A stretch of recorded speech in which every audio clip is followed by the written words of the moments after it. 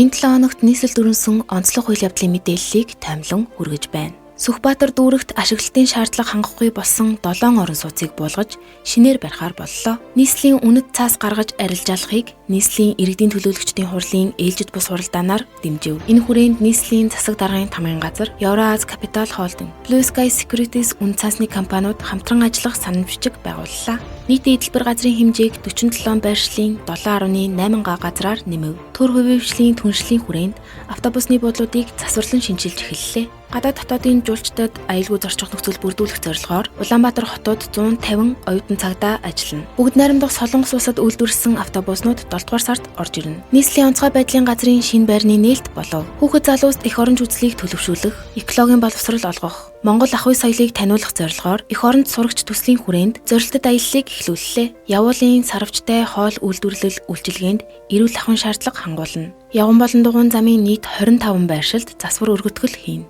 Хүүхдийн тоглоомын 240 талбайд орчны аюулгүй байдлыг хангуулах шалгалт хийлээ. Баян зүрх захын баруун талын авто замыг засварлан шинжилв. Мөн Улаанбаатар сувлал орчмын авто замыг хааж училт хийж байна. Дэнвэр хотын багш сурагчид нийслэлийн удирдлагатай уулзав. Авто зам замын байгууламжийн аж ахуйн нэгжүүдэд зөвлөмж хүргүүллээ. Төрийн бус өмчийн 7 цэцэрлэг 8 сургалт эрхлэх тусгай зөвшөөрөл гартуулав. Иргэдэд хууль эрх зүйн үн төлбөргүй зөвлөгөө өглөө. Эдгээр олон бусад мэдээллийн дэлгэрэнгүй Улаанбаатар цэгийн мэдээллийн сайт, нийслэлийн мэдээ Facebook хуудас болон бусад сошиал хуудаснуудаас авах боломжтой.